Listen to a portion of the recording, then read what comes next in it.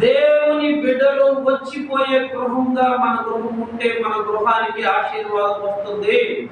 దేవుని సేవకులు మన గృహానికి వస్తే మన గృహానికి ఆశీర్వాదం. వారి కాలు మన ఇంట్లో పెట్టినా మనకి ఎంతో ఆశీర్వాదం. దేవుని సేవకుల గురించి ఏం రాయబడిందంటే, సువార్త ప్రకటించు వారి పాదములు ఎంతో సుందరమైనవి.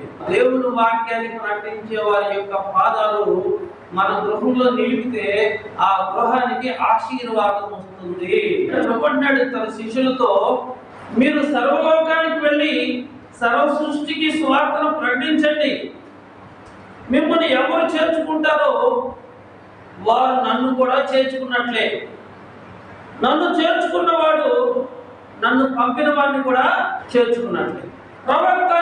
ప్రవక్తను చేర్చుకుంటే ప్రవక్త ఫలం పొందును. ప్రవక్త అంటే ప్రజలకి దేవునికి మధ్యవర్తిగా ఉండే వ్యక్తి ప్రవక్త అంటారు.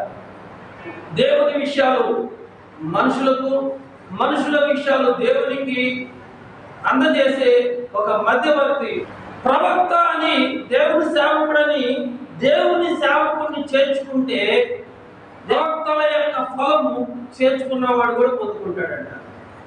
సారెపాతి విధవరాలు ఉంది, ఏలియా ప్రవక్తని చేర్చుకుంది. కొంచెం పిండి కొంచెం నూనెతో ఒక చిన్న అప్పం చేసి ఏలియా ప్రవక్తకి ఇచ్చినప్పుడు ఏలియా ప్రవక్త సారెపాతి విధవరాలని ఆశీర్వదించాడు. ఏమని? ఆ తొట్టిలో ఉన్న పిండి తక్కువ కాదు, బుడ్డిలో ఉన్న నూనె కూడా అయిపోతుంది. ఎందుకో తెలుసా? ప్రవక్తని చేర్చుకుంది కనుక ప్రవక్త ఫలం ఆమె పొందుకుంటూ ఉంది.